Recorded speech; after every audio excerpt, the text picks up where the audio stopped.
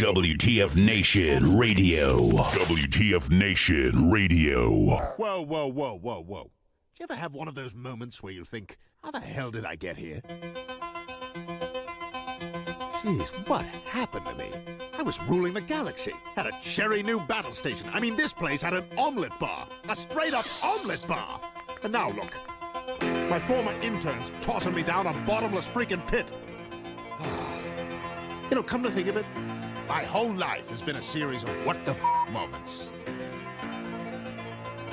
That was my out. The voice of U.S. Army, WTF Moments. This is WTF Nation Radio. I looked my woman in the eye sockets. I told her straight out. I just said it, man. I said it. I said, bitch, I'm the man of the house. Yeah, you said bitch, though. You called your wife a bitch.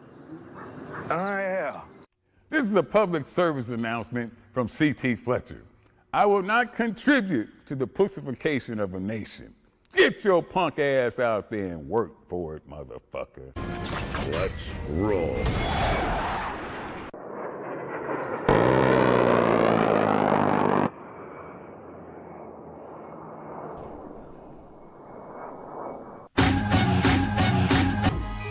I got Mom with me. Flash is running a little bit behind. He says he's doing stuff, but okay, we will make sure. Okay, Jose. Flash.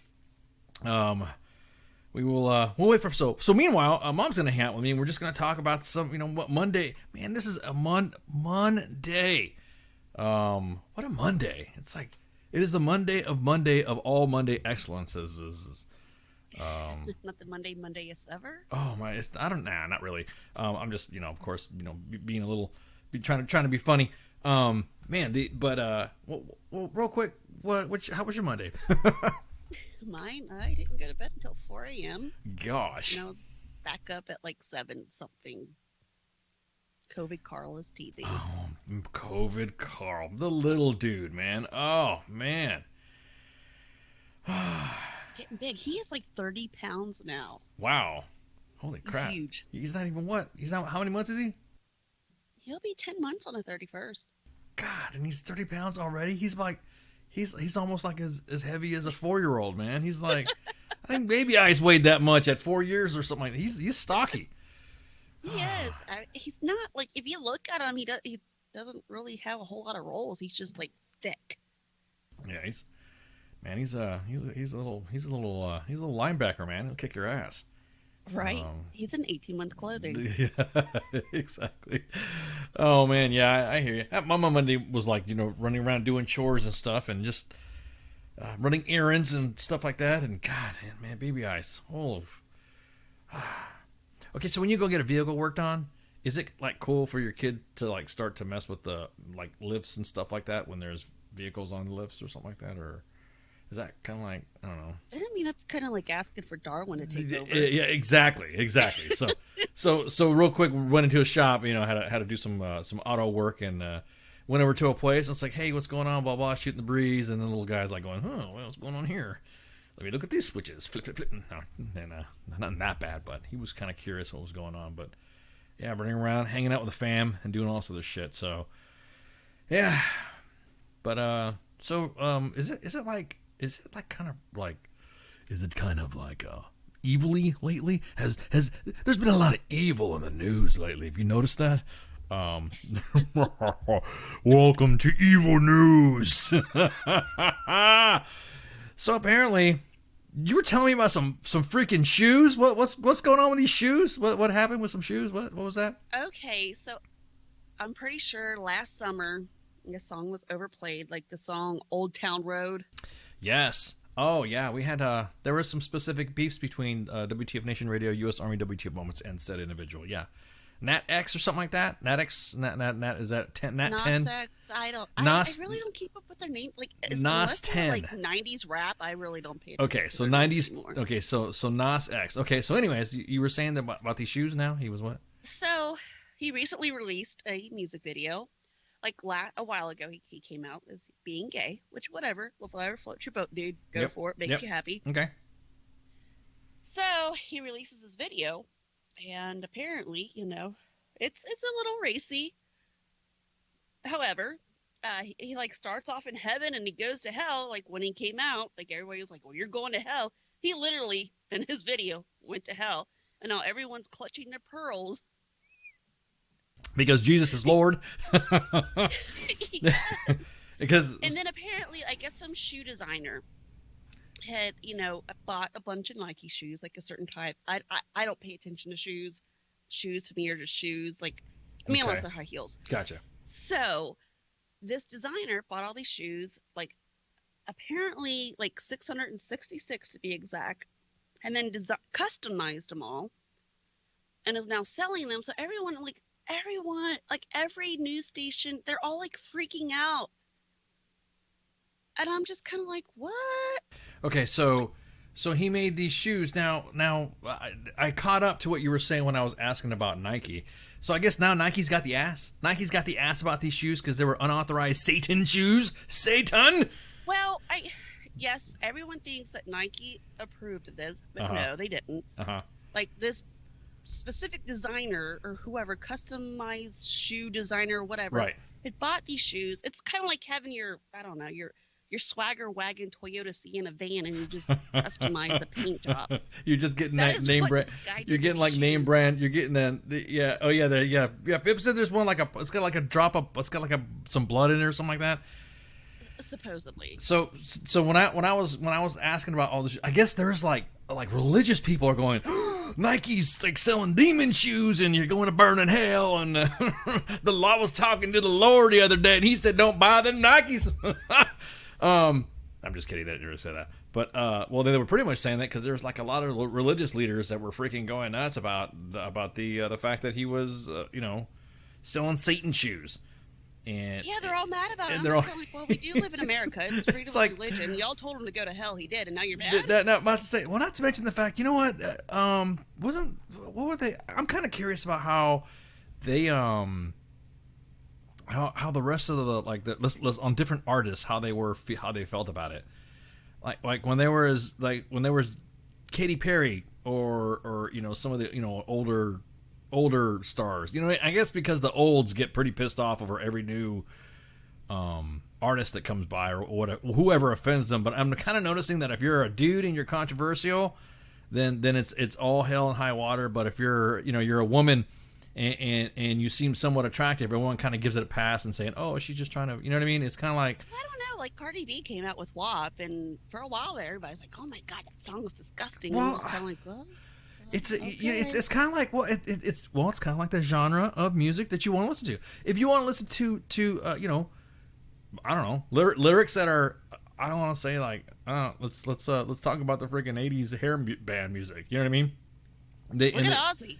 Yeah, look at Ozzy, right? Look at Ozzy and look how everybody else went off on I don't know, just to me I just think the music stuff and it's all preference to what you want to listen to. Don't watch the video. Don't listen to the music. You could laugh about it or break balls on the artist that likes to sing whatever, but it's kind of like a preferential what you want to. What preference do you have of music? If you want to listen to death metal, you want to listen to heavy metal, classic rock, or something like that. There are some lyrics in some of those types of genres of music that have the same thing with old rap or old hip hop stuff like that. They had some pretty freaking some vulgar ass shit. And you're worried about some little dude dancing around and prancing around with shoes and a pentagram, but everyone out while you're outraged while your kid's wearing a Slayer t-shirt. You know what I mean? It's just like they're into White Zombie. Yeah, the White Zombie. Yeah. This is stupid music, man. This is my son. I cannot have my son. Well, who did you listen to? Didn't I see you with the those old concert shirts that they were like white and black? They had the white t-shirt part and then the black sleeves, and they had like Winger or Bon Jovi or Ozzy or something like that, and Slayer or something like that. Motley Crue, yeah, exactly that, man. So, or Marilyn Manson, yeah, dude. Marilyn Manson got weirder and weirder. I mean, shit, Marilyn Manson played all of his stuff back in, 20 years ago. And everyone thought, oh my God, he's gonna, oh my God, clutch them pearls. And the next, meanwhile, clutch them pearls while you're listening to your acid rock. Clutch them pearls while you're listening to bands like Winger talking about, statutory rape. Or ICP. Oh my Yeah. God. Oh, ICP. Yeah, exactly. These are the same people that grow up on that. I'll be honest with you. Hey, look, if it's a marketing infringement or something like that, I think what happened is they should have had Nike should have just bought all the shoes, and that'd have been it. That'd have been like Nike should have bought all those shoes, and then they called the new Satan, the Satan, Air Satan or something like that. When you really want to make them hoops at the spiritual level, if you want to make some demonic, whatever catchy phrase you want to have for Nike, I think they should have bought the shoes, then had like a freaking, it had a little pentagram on it. That's what everyone's making freaking out too. Politicians are going nuts too. I just find it kind of amusing that all the fucking politicians are going nuts, and their parents listen to the same shit, like even worse shit. To me, there's more things to be pressed about than. Hello from Scotland. Hey, Chris. Well, welcome to WTF Nation Radio, U.S. Army WTF Moments, broadcasting live from the Functional Veteran Center of Excellence. Well, welcome. If it is in Scottish, it's crap. But I was from an old skit from Saturday Night Live, so I don't want to piss off everybody who's Irish and shit by saying that. But I just think it's funny that Nike's like, hey, that could have been a good idea. Well, sorry, we're just gonna go ahead and sue you. I just read they had filed a lawsuit against them for copyright infringement. Right? See? But how is that? Like, if you buy a pair of shoes and you customize them. Nosferatu edition. Exactly that. Oh, bienvenidos from Mexico. Anda pues. Welcome. Exactly. The Nosferatu edition, and have like Ozzy come out there. Oh, you never bought my shoes. Yeah. Speaking of Ozzy, did you know he plays in Trolls World Tour? That has been our movie. Really? 5 times a day almost now. Oh man. COVID Carl likes the Trolls, huh? I think he likes the music more than anything. Yeah, no, Baby Ice did the same thing. He likes all this weird. I mean, it's something that having a son and then having some of the stuff that he listens to, as opposed to having the girls, it's a little bit different because having my daughters, it's all the Disney girls and every singing song that, of course. I have to say that one time I showed you guys a video of me singing, to the singing freaking the pancakes and the waffle songs and the to the girls. Cute, though. Yeah, well, I was just like, oh man, you gotta sing it, Dad. So, but you could have seen it like this. You can't do it any way else, or they'll throw it. Yeah, exactly. Or like I was saying, but having a son, it's different. Having a son, he's he wants to. That's kind of weird. I wonder what kind of music he does want to hear. I mean, that's kind of fun when you think about it. I was kind of thinking, what music do I play around here? I didn't even realize that shit. I'm just thinking, wait a minute. What songs does Baby Ice and COVID Carl want to hear? So you said the Troll song. I mean, I wonder if you put those two together and we start giving them some like Megadeth or some old rock or something like that. I could probably see them opening their show like that. Yeah, exactly. Pookie says we gotta get them on that Godzilla. Exactly. He likes Godzilla. Don't get me wrong. No, he loves. You guys saw pictures of him going nuts over Godzilla. But it's just kind of funny when everyone's getting all mad about freaking the music. I'm sorry. I love music. I like all genres of music. So it's too much. Same here. Yeah. So it's too funny to hear people who are like freedom of speech and have to have this freedom of expression and all this. Yo, look at my Satan shoes. Right. Oh my God, you're gonna burn in hell. I'm sorry, you're gonna make me laugh again. I'm gonna have the giggles. I was talking to the Lord, and He told me to not buy no Nikes. I ain't gonna buy no Nikes. Oh, there's no such thing as modern country anymore, Pukey. I mean, weren't the same people protesting Nike about what with crap? Colin Kaepernick was doing kneeling thing. Yeah. And what's his name? I'm sorry. Yeah, Colin Kaepernick. Yeah, they were all upset. They were upset. They were upset about that. Now. So you're already boycotting Nike. Yeah, it's already. I want to boycott you again. I wonder how many of their kids wear Nikes though. You know what I mean? I wonder how many. I wonder how many of those shoes I mean, like I wear. They don't have the Satan ones. Right, I'm right, pretty yeah. sure This is the they're Satan supposed to be like ones. $1,000 a pair. I want to buy me I want to buy me a pair of Satan just for the buy a pair of Satan. Buy this is gonna be a I shouldn't be talking about because our guests are gonna be coming on tonight. We're talking about Satan shoes. Oh man, we're gonna have Tammy and Joe from Angels Watch come on here to talk about end of life care for dogs, and this is a. This is gonna all dogs go to heaven. Oh, this is gonna catch me in the feels, man. This is gonna catch me in the feels. God, man, I just like. So once we'll let them talk and let them know what's going on. But I'm looking at some of the pictures from their stuff, and I'm like, oh, puppies, oh.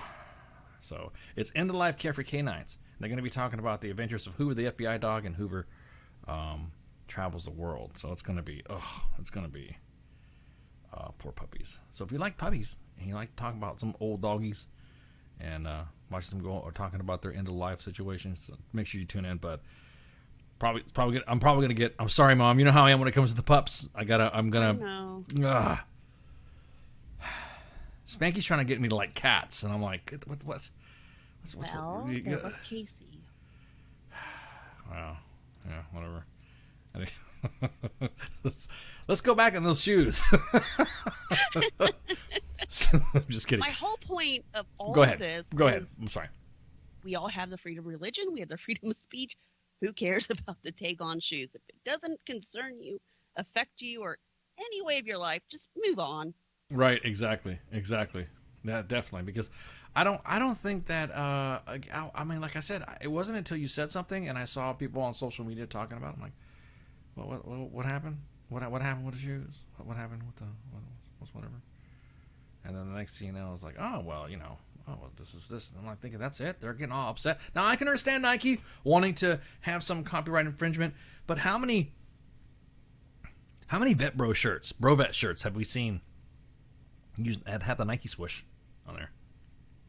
Probably a lot. They're altered. So unit shirts and stuff like that. Mm-hmm. I'm pretty sure they're the same thing. I mean, I think I don't support the troops because right now everyone hates the troops. Right, so right now everyone hates the troops. Is that what's going on? I'm seeing some studies on. Who knows? On how much the Republicans have lost confidence in the military. Because the military has been doing things that the military has been doing for the last 20 years, and they're just not realizing the military does it. Y'all got girls in there? Holy shit! Right. I hate the military. There's women serving. Oh my, there's women. They wear what? And they have babies. This is wrong. And them shoes are bad too with that pentagram on there. I want to give them an Article 15 with that. Exactly. Could you imagine going like to some chaplain retreat?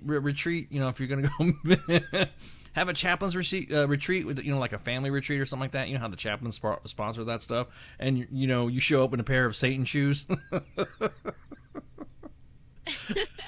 You think you'll get thrown out of the religious retreat if you're showing up with them Nike? I don't think so. I mean, a lot of the chaplains that I've had experience with it, they've always been really down to earth and cool. They really did not care what your beliefs were. Right. They were human.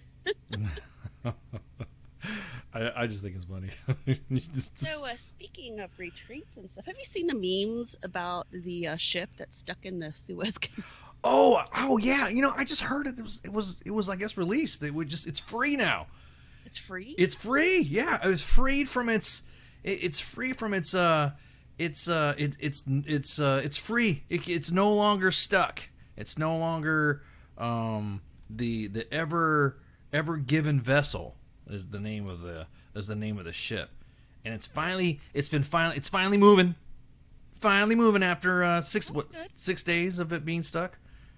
What was it? How did that even happen? Yeah, Kaz was saying that when your fuck up's so good that your fuck up can be seen from space. Remember that meme he shared? Oh yeah, I saw that. Yeah. That's really bad. Yeah. So apparently the cost of the blockage was about approximately $400 million an hour. An hour? Am I reading that right? According to some of the news here. I don't know. Because basically, not only like the commerce or whatever was container ship was stuck there. So was everything else that needed to get through there. Right. So it was approximate. They said they break it down because you ever notice when people say, "Hey, I'm losing money," when this hasn't happened, I'm losing money. I always wonder where this magical money they're losing from. Like, how is it coming along? I never understand when that. What's in the Suez Canal? Apparently. Exactly. Well, no, there was a bunch of ships, but it was stuck for like 152 hours with the cost blockage. Sounds like it's having a. Sounds like it's having a, like it sounds like some sort of like if you have more fiber, the Suez Canal blockage. So the blockage was estimated at $400 million dollars an hour, and that amounts to a total cost of $60 billion. So $60 billion it costs for 152 hours, and the ship's crew of 25 Indian nationals are in good health, according to their ship management. Their technical manager. So the tugs are now pulling the ship to the Great Bitter Lake, which is the wide body, which is midway of the canal, where it will be inspected and checked out. And according to everybody else, it says it looks like it's seaworthy enough to continue its travel. So it was 7:40 a.m. last Tuesday is when it blocked the world's most busiest shipping routes, to the point where ships had to say, "Fuck it, we're gonna go around Africa." Now, could you imagine your GPS in the ship, like how what would you do? You're like turn around, Look at turn Atlanta, around. It's backed up. Yeah, We're just gonna go. It's gonna go waste. Oh shit! You might as well turn around, turn around at the Suez Canal. Make a U-turn and go around Africa. Turn around, turn around. So the exact cause of the grounding is still unclear. So I guess there were some high winds. Everyone was saying there was high winds because the main reasons why the ship lost control and ended up with its bow stern lodged in the opposite banks of the canal, which I didn't realize that the wind was so bad enough to push a ship. But now it's got a new channel. The Suez Canal has a new channel to have prevented that. But there was like 30,000 tons of sand were shifted in the effort to get all the sediment that it was ground up. So I guess it's okay. What's that? I said it makes sense. Well, I mean, there you go. I mean, what's the memes though? Oh my God, the memes are. So is that really what happened, or does something else happen? There's like, oh, it's just the winds. Even though it's some young captain up there. Even everybody got caught up in the stupid news about it. Even the Q weirdos were like, "Oh, well, I'll tell you what happened right now," and then you're like, "What? No, what happened?" no, exactly that. D-Max, bring your e-tools, boys. So I had the image like of that ship kind of going into the with Rose and what's his name on Titanic, like on the front of the ship, the bow or whatever you oh just God. like the arms out free. And Celine Dion in the background, like, singing. Your heart will go on. Oh yeah, no, no. I think I'll be honest with you, it could have been the winds. I mean, because like there was like a windstorm or something like that. I don't really think that the. I mean, I don't know. Like I said, that was some pretty powerful winds for it to move. I mean, think a about ship. it. The Sahara winds. Like, I mean, we once a year get the Sahara winds up here and all that dust. Yeah, who knows, man? I'm not a ship seafaring type of individual to know the dynamics of shipness. You know what I mean? So, yeah, I don't. It was T-Max said that it was captain was busy finding local singles in their area. You know what? However, supposedly, rumor has it. Now, mind you, this is a rumor. We need to confirm this. Maybe you could Googleize this, Mom. That the skipper hit a couple of ships before when he was skipped out. I'm trying to. Yeah. I was about to say the Ever Given captain, the captain of the Ever Given vessel, supposedly hit two other ships when he was a captain in Germany. Now that's just all rumor. No one's really confirmed that, but I just kind of think that's kind of funny that when you hit when you hit the ship, I mean, when you hit ships like that, is it like car accidents and stuff like that? I mean, is it like if there's no loss of life and you bumped a couple of ships, could you? I don't know. Is it is it a forgivable offense when that happens? That's a good question. I'm just curious about that. So you know what's kind of ironic about this whole thing? So this town that I live in Richmond, Ohio, outside of Cincinnati, we're a river town. We live right on the river. And Okay. of course, we had all that snow and then rain and then flooded. So we currently have, it's called like the Majestic Showboat. It's an old historical showboat that was a paddle boat, or like, you know what I'm talking about? The steamboats? Yep, exactly. So it's now ashore in our town, and there's this excavator that's been, building whatever it has to do to keep the boat there, docked permanently. So the floods happen, and this excavator, like, is almost under the water when the floods happen, and it's kind of become like this, little joke around here, and we named the excavator Ernest the Excavator. So anyways, like when this happened and they had that big ship and the excavator like picture, we were just all laughing because here we're doing the same thing with a Right. Yeah, exactly. Well, I mean, I guess Egypt's all pissed off and they demand compensation. What the hell? Wait. Why is Egypt demanding compensation? It was the stern of the ship or the back of the ship that hit the Egypt side. The other side's, it's Saudi Arabia, right? So Egypt can just keep their mummies. Dude, I was about to say was bad enough. Bro, I was about to say, didn't they not? You know what? Didn't they not uncover all these mummies and then all this freaking COVID shit happened? Well, COVID kind of started before that. Didn't it just like it literally all hell broke loose? Well, I mean, I'm not gonna sit there because every time you talk about a COVID conspiracy or something like that, or you joke about it, people get all pissed off on social media and saying that you're trying to spread misinformation, disinformation on pure jokes and hyperbole and joking. Well, I had posted that I got my COVID shot, and then, like, of course, that same day, my allergies were kicking in. Facebook marked my post about COVID information. Right. Like, I just got the shot. That's the whole point. You're telling everybody accurate information about your COVID stuff. Facebook's been really. I'm gonna tell you right now, Facebook has been like jacking a lot of people's accounts. Bad. Oh yeah, I know. I've been in jail like more times the past 3 months than I have since 2008 when I. Not like this. It seems like it's been like the last 90 days.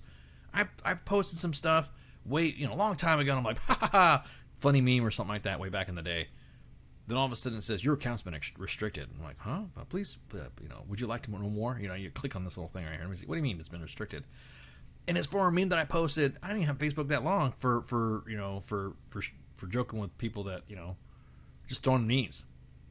Right. Just dropping memes the that Karen bot is on. Oh my god, it is on fire because then it got Space Force page again, and then it's just like, yo, dude, it's like exactly that. D-Max, same thing. Yeah, about 2-3 years ago, I posted some memes. You post gum memes or you post memes about people being upset or crying or something like that. Man, people got upset. People got upset big time. So I was just like, okay, well, screw you, Facebook. I think this is the reason why Facebook is having issues with posting stuff or use of social media, and Twitter is now getting more, because you can literally frickin' post porn on frickin' Twitter and nothing will happen at all. Right. And I mean, a lot of people are moving towards TikTok now because it's not as restrictive. Well, yeah, I mean, come on, it's because it's the Chinese government-owned platform, so they're like, yeah, please post all the stuff you want on there. Please post it all. I'm not saying I have a TikTok account, but I do say that when I do look at some TikToks, I'm like, some more fucking funny. I know when Spanky drops her, here's my TikTok post. her memes. Her memes. She picks perfect song to go with. Yeah, exactly. Or when she's finding, she'll find some stuff on here, and then she'll post it in our team room, and then we'll all laugh because she's like, yes, I have been TikToking all night. Just you go down the TikTok rabbit hole and you can't help it. Especially like the multi-parters, like that one chick who found that extra apartment behind her mirror. Did you see that one? No, I didn't. Oh yeah, man. She was like, she walked by her bathroom and she's like, where's this breeze coming from? And this breeze was coming from somewhere in her bathroom, and so she was like trying to find out. So it was like waving her hair. She had long hair. And she got closer to the mirror, and it was coming from the mirror. So she opened up the mirror, and she's like, "What the hell's going on?" So she pulled the mirror off, and it was another. It was almost like Blair Witch Project type shit, man. It was like another room. It's like another. whatever. And so she had like a friend come with her to kind of like, hey man, can you watch me go in here? And her friend gave her like, here you go, and armed her with a hammer. Then she grabbing like my rosary, Bible, holy water. Yeah, exactly. Yeah, exactly. What would you do? I mean, would you find out you have an apartment or you have a house and you pull the mirror? Exactly that, like Candyman. Exactly. I can't wait for that new Candyman movie to come out. But yeah, it's like Candyman. Next thing you know, he's coming through, and I literally pictured like this, because there was how some viral movie advertisements, how they have commercials, they'll have things that look like it's real. It looks like that's like actually happened, and it turns out it's like a movie. I literally thought it was a promo for Candyman, and I'm like, dude. I was like, what the hell? Don't go. And I'm like, don't go in there, bitch. Don't go in there. What are you doing? No. Everyone was telling her on TikTok. I was captivated on the talk, looking at this and going through each part. She's like, okay, I'm gonna post another one. I'm like, come on, hurry. It's all Spanky's fault. All Spanky's fault that I'm sitting there stalking freaking, these multi-parted TikTokers. And I was like, God, dude. Like, gosh, it's funny as shit, but yeah. But anyway. There's some stuff on her, you're like, what in the world is this? Right, dude. Oh, yeah, exactly. Yeah, exactly, D-Max. I would have freaked out. No, because she said everything she was saying was exactly like Candyman. The cold breeze and the wind sounding and going into another room that looked like it was lived in, like people had like sleeping in there that weren't supposed to be there. I was like, don't go in there, And then her friend's like, here's a hammer. It's like, this can't be real. This can't be real. I know if I'm sending somebody in there and someone says, hey, could you hold a flashlight or something like that and give me a weapon? You're getting a pistol. Right. You're getting some guns. Yeah, you're getting some guns. Everyone's like, well, freaking a gun is not going to freaking, do anything against a ghost. No, but it'll give you or your friend the satisfaction knowing that you're just capping something until you die. So knowing that at least you felt like you went out in a fight. You know what I mean? You sit there with a hammer going, oh, man. But, yeah, it's freaking, yeah, exactly. D-Max is like flamethrower. Yeah, exactly. I'm like, what the hell? So as soon as she started the flamethrower, hopefully they have farmers because well, no, because like I said, I was watching this video and I was like, this can't be it. And again, a lot of movies lately have been using, like the Blair Witch Project, that was like the first in that type of viral marketing, and True Blood. They all use that type of viral marketing where you think you're watching an actual commercial of something, and the next thing you know, it ends up being a commercial for a movie. You know what I mean? Resident Evil did that too. Then when they were talking about one for a while, everyone was going, the new Umbrella Corporation has these brand new cosmetics for you to use, great for your skin, and it's for like the T virus. The Umbrella Corporation's makeup uses the only refined T virus, organic. All the whatever buzzwords that everybody has. Shit, exactly that. 1911, anything, 9 mil, anything. I'd have been like, here you go. Oh, you want to go in there? Here, girl. Can I go in there with you? I mean, how about we just breach the wall? How about we just put some breaching charges on there and just breach the fucking wall? I'd have been, makes sense. Yeah, I'd have been like, what the hell? Just like freaking Candyman. Exactly that, man. Exactly like Candyman. But anyways, going back to what I was saying. Yeah, I had some memes hit me on the Facebooks. And then of course all my friends on Facebook that I talk to frequent a lot, and they're like, hey, you notice, look at this, I got zucked for something that I posted in 2019. Look, I got zucked for something I posted in 2010. I'm like, god damn, dude. My last zuckerization, I guess you could say it, was my friend and I were joking back and forth. Zuckerization. You got the zuckerization of the annihilation of your zuckerization. Okay, I'm sorry, go ahead. You were saying? We were just going back and forth, and they were like, oh, let us know if we got that wrong, if we took it out. And I had, like, you got it out of context. So, like, nope, banned for 7 days. Was that the one that had the, weren't you making fun of somebody? One of our friends was making fun of some Brits. No, it wasn't that one. A friend of mine, she had posted something about, name one thing about me kind of meme. And then, of course, she's like, wrong answers only. And she's like, she's got several tattoos. I was like, you hate tattoos. And she's like, I know. They're horrible. She's going on about tattoos. And then I just said, you dirty, dirty woman, just joking. Right. Bam. Bam. Yeah, see, somebody was saying they were making fun of Brits. It was a British friend of ours and an American friend of ours, and we're going back and forth against Brits. Brits said something, and one of them said laughing in 1776, and oh yeah, and then the one was like, you Americans are assholes, or something like that, or you British people are assholes. They went back and forth, and they both got sucked. Well, Scott Rosa said it's probably because you posted something slightly controversial, and someone goes on Facebook and stalks you. No, like the algorithm has changed so much since the inauguration. I mean, pretty much since the election. It literally just almost picks up everything. Like one word, you say COVID, I think what happened, is they overdid it. They overdid it on the algorithms. And now there are people, I have friends, and there's people that I follow that are of the other parties. Like I said, I have conservative and liberal and libertarian friends. And, and whatever they post, and I normally don't get butthurt. But then I see there on their page that they posted something that was pro-Biden, and they got zucked. You don't even have to... I mean, to be honest, think of it, like, they really amped up the algorithms since the whole, the storm, like when they stormed the Capitol. That's when I noticed it, really. Nah, well, see, then it became, that's when it became everyone's ratting on you at that point. You looked like you posted something that had to do with don't treat on me, and everybody ratted on you. You're an insurrectionist! Yeah, oh, you got an American flag? Insurrectionist! Oh, you said the word patriot? Insurrectionist! You said...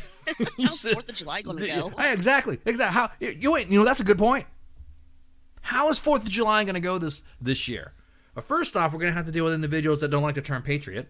Then we're going to have to deal with the individuals that don't like, freaking exploding... You always got those... I'm going to get some people pissed off at me when I say this. But you got those guys and they're always like, hey, please... And they put a sign out. Hey, please don't... veteran lives here. Yes. Please don't, destroy. I mean, there is a family tradition where I set off cratering charges in my backyard. And if you could see the smoke and you could see the debris, from miles away. Everybody knows when it's 4th of July at my house, we're fixing to rockets, red glare, son. And people literally, there are some signs that say, please don't do that. That's going to be, that's because we have veterans living here in PTSD, and they're going to have, please don't do that. I'm like, all right, wait, hang on, dude, hang on. 4th of July comes once a year, dude. Yeah, not only that, but I appreciate, and I can respect the fact that you're going through some stuff and all, but I am opposite. I miss that shit. I mean that shit. I mean, I love the explosions. I want more. There should have been more explosions. I want some boom. I understand there's some individuals that do get upset with that shit. I don't believe in that. Of course, that's going to trigger. I'm going to trigger social media right now with just what I said about the explosion. Now, don't get me wrong. If you got like some dogs and stuff, like some old dogs that don't really, whatever, then I would suggest that you go ahead and put your dog somewhere where they're not going to be able to hear it. Mm-hmm. But there's going to be some boom. There's going to be some boom. I don't understand that whole thing. Again, I want more. I want you to celebrate. I want the boom to happen. I want it to be known. Now, I've had neighbors come up to me and say, "Hey, I have is it going to bother you if I launch some fireworks on the street?" I'm gonna be like, "What you got?" Bring them over. Yeah, exactly. No, for real. I'm like, what do you got? What you got? What kind of freedom devices do you have? What kind of celebratory devices do you got? You know what I mean? They're like, don't say freedom, you might get banned. Yeah, exactly. Oh, you can't say freedom, we're gonna get banned by can't say the word freedom. And get zucked. But no. So speaking of veterans, did you know today is National Vietnam War Veterans Day? It is. I was just about ready to shoot that. Oh, sorry. Yeah. No. Exactly. No, it's okay. No. Right, Gary. That's right. Gary. You know when 4th of July is? Clog your ears. Wear those 3M rated earplugs. I want, you know, I want freaking exactly that. When somebody comes to us and says, "Hey, I got some fireworks I'm gonna blast off." What kind of fireworks do you got? The like burning the asphalt, or the ones that leave, you know, fucking potholes that, you know, the municipal works have to come by and freaking do it. You know, I gotta have asphalt and a you know and an asphalt machine come by and be ready, because I'm launching shit, or I'm doing it on like the dirt pad of my in my front house. But anyways, but yeah, you're right. Today is National National Vietnam Veterans Day. Vietnam Veterans Day. So if you know anybody who has served in the Vietnam War, you know anybody who has, I guess today was the last day, that's when the war ended in 1973. So that's kind of like weird. I'm kind of want to like IED equivalent. You exactly that, Pip. I want some IEDs. I'm not saying that I show the kids in my neighborhood how to make those type of freedom, you know, celebratory devices, but yeah, today is National Vietnam Veterans Day. Today was the last day our soldiers left from the National Military Assistance Command in Vietnam, and that's what it commemorates. It's to honor and thank our nation's Vietnam veterans and their family for their service and their sacrifices. So, but it highlights the service of our armed forces and pay tribute to our wartime contributions at home to the American citizens, highlight technology, and of course recognition by our allies, of course. So that happened today. But anyways, what's going on, Flash? Are you there? Is that Flash? I see you poking around. What you doing? Yeah, you know, I finally made it to the show. I was about to say, dude. Better late than never. Yeah, exactly. So what do you feel about the what do you feel about the, we were just talking about the word patriots and the word freedom and Zuckerberg, you know, getting everything zucked. Do you think 4th of July is going to be Zucker Karen bought it? Yeah, it's going to get, yeah, are we going to get, you know, zucked? What's the big deal? Patriot is turning into, I guess the weird thing about the word, and which is crazy, is the fact that it's being hijacked. You know, people are considering themselves patriots, or, you know, like, oh, I'm patriot, I'm the patriot, or the ones that are usually doing stuff that patriots beforehand have fought against. The nationalist thinking, some of this alt-right stuff that they're, oh, we're patriots, we're patriots, we're doing what patriots do. I'm like, are you though? Like, are you? And it's because of that hijacking of the name. It's the same thing I feel about Black Lives Matter. The name itself and the organization itself is doing good things, but the message in the word, when you say Black Lives Matter, has been hijacked to when you think of it, you think of riots in Dallas, you think of like Portland being was it Portland, Seattle being turned upside down. That's Antifa though. I think of Antifa when I hear that. So, I mean, anytime I hear Portland, Oregon, Washington State, I don't even think about. I think straight up about it's all Antifa. You know, it's all. I don't. The anti-fascists acting more fascist than exactly, not more fascist than the fascists, right? But are acting pretty fascist themselves. Which for some reason I think Antifa was trending on Twitter, and it was like, Antifa literally means anti-fascist. I was like, got it. Thank you for a history lesson on a word, but do you not understand that Antifa is doing shit the brown shirts did in fucking Germany in the 1920s and shit, like, you know, the 1920s and 30s, like this that you can't do that shit and just say we're anti-fascist, so we can't be fascist. Yeah, you can. Same thing with patriots. We can be patriots but not be patriots, like, you know, storming your Capitol building, and apparently trying to arrest your House of Representatives. And hang, or patriot thing to do, or yeah, exactly.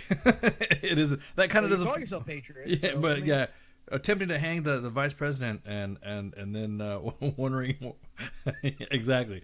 No, I don't understand why they don't take my patriot, and then like saying like, oh, I have more patriotism than you is now a new call. Like it's like, yes, my dick is bigger. So no. Whoa! How do we? Yeah, how do we just? I'm more okay, gotcha. Yeah. Yeah, no, you're right. No, not only is that, everyone. You know what? That's like an outrage thing, though. And you're seeing that in fucking elected officials. Everyone's like, oh, I'm more of a patriot than you. I do this, that, and the other, and I support this, that, and the other. It's like, okay, cool, nice pissing contest. No one gives a shit how much bullshit you're swinging right now. So calm down, go away. Right. Fucking Ted Cruz. I haven't given up on Ted Cruz. Like, every time I noticed his whole like, oh, they're being the military's being mean to people who seem to think like me, but we're gonna call it political, and all of a sudden that went away really fast. You figure if there was that so much outrage, but there you go. Oh wait, and nothing happened. He is the one that went to Cancun while his constituents like froze, some of them to death in Texas. I will say that it is interesting seeing did you see him at the border? Like he was in like the Rio Grande or whatnot, acting like he's like on a safari hunt. No, I missed. I'm here on the banks of the river as migrants. Oh yeah. It was like the Blair Witch Project. Yeah, like, dude, you're not Steve Irwin of illegal immigrants. Calm the fuck down. What are you doing? Exactly. Of course, they did. He did get a tour of a detention center, and one of the administrative person who was rocking and rolling pretty much did try to block his camera, saying, "Give these guys dignity. Give them dignity and respect." Even though they're in cages covered in, the NASA blankets, cramped together. But hey, I mean, I'll give Ted Cruz that. At least he's trying to, because oh wait, that was a Trump thing. Oh wait, no, it was an Obama thing. We're just continuing on acting like latest outrage. But you're not ready to talk about that. No, I think the outrage machine is going back and forth. I think the whole thing is that it's this whole who can outrage each other. It's almost like now a growing contest on who can have the most grievance of who can have the grievance of excellence, to be more grievance. Anything that's now a complaint about anybody shit talking about something, or this hurts more than me, or someone gets hurt more than you, or you don't deserve. It's just like. I think that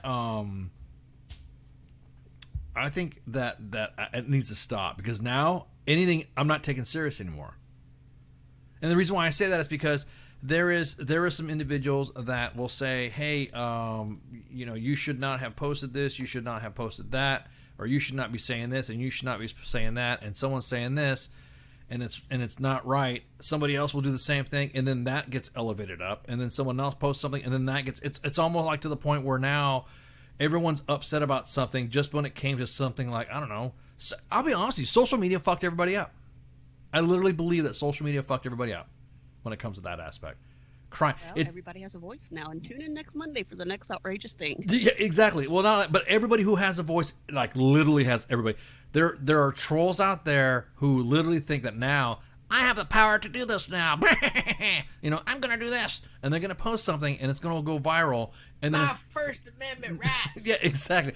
No one's going to believe them, and then all of a sudden there's going to be one thing that they're going to tag on, and keep tagging and keep tagging. We get harassed all the time, and I'm thinking some of these individuals they need, how do we say that? You were saying before, Mommy, like they need Jesus. Man, they need some Satan shoes or something. They need the shoes. They need something, because I'll be honest with you, it is getting to the point to where now everyone's so outraged about everything, it's numb to me now. You know what's absolutely free? Mind your business. I love these hands that people keep acting up. Exactly. These hands. I'll be honest with you though, it almost makes it seem like I'm not going to pay attention to your shit anymore. I don't give a fuck about your cause. I won't give a fuck about your cause, because now you've harassed everybody to the point. now no one's. I'm sticking up for your cause. Remember that. Our cause, yeah. But no one's going to give a crap about your cause, because we have our cause, because you've outraged your shit too much. Literally outraged to the point that you could see somebody have an apoplectic heart attack and go nuts, and literally will get so mad they will keep. I mean, I see it all the freaking time. Everyone is freaking. Everybody is clicking and posting. Somebody posts something, bam! Somebody will post something underneath it just to harass them and meme them. And I'm like thinking, bro. And I'll be honest with you. I love living rent-free in people's heads. I really fucking do. It is so fucking awesome. Not even realizing that some of you idiots that are out there trying to fucking burn everything that you think you can, you don't realize that living rent-free, I love a good dumpster fire. I think half of these individuals forget that this is the most... It's kind of, I don't know, that's why we call the WTF Nation. We love, there's some dumpster fires that we just like to play with. I'm sorry. I just like pushing a dumpster fire here and there. Here, let me move my dumpster fire over here. And let me move my dumpster fire over there. Hang on, let me move my dumpster fire over here. Whatever, man. Exactly that. Same people who say the Second Amendment is meant for muskets, it should, but the first cover is social media. I think everybody should go back to writing with quills and, if you want to, just like as the founders intended, then guess what? Here's your ink bottle with a freaking quill. Yeah, with some old papyrus or some shit like that. It's fucking hilarious, man. It is fucking hilarious to see everybody just go nuts.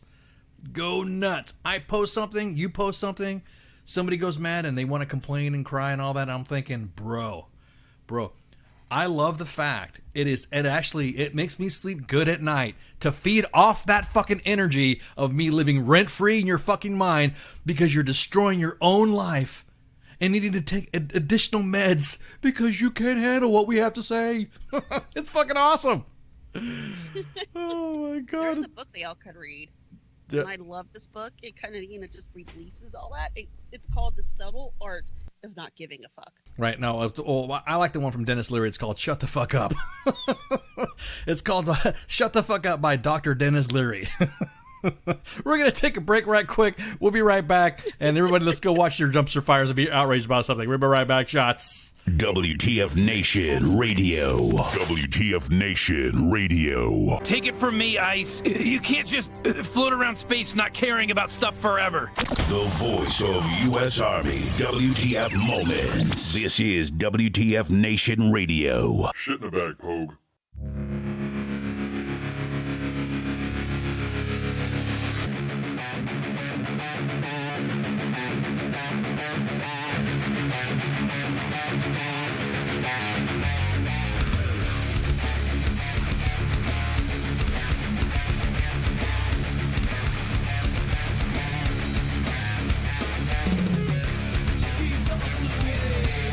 Nothing feels the same.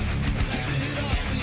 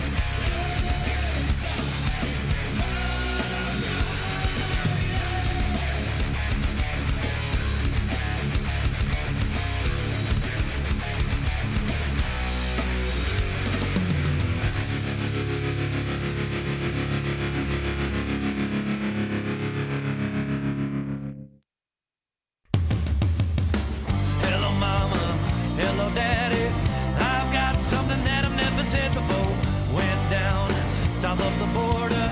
Now life, it's got a little harder for me.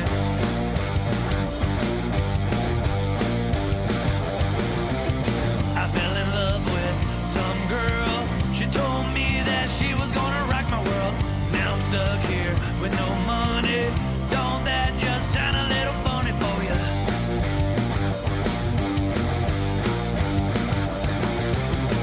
Well, her name was Maria. She told me she was always by my side. Went home one evening. She was with another man. He tried to run and hide. I pulled out my 45. I told them that I was gonna take their life. Now I'm stuck here on the run. I don't know the animal I have become, so won't you save me? Save me! Won't you save me? Save me! Won't you save me? Save me! Won't you please put me out of my little misery?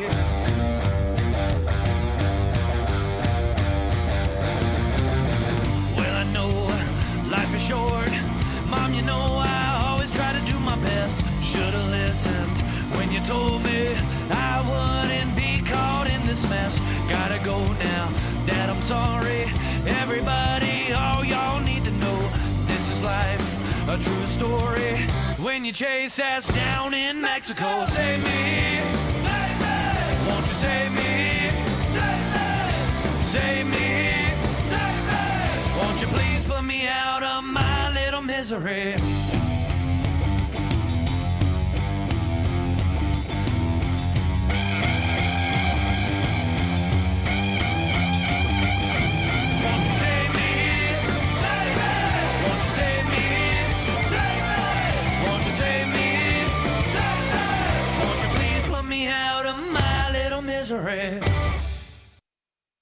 I am here determined to stop this future atrocity. This station is now the ultimate power in the universe.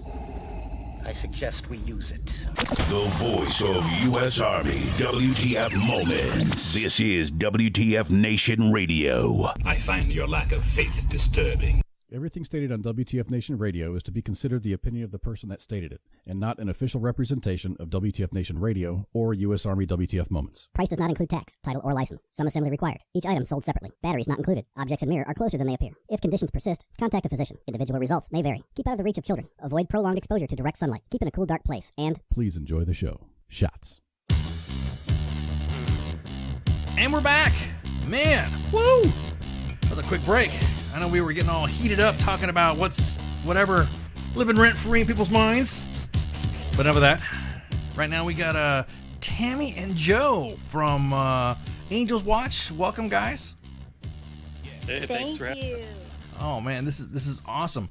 Real quick, I mean, just want to think. I got the sheet and I got the read ahead about you guys, and I'll be honest with you, I don't even.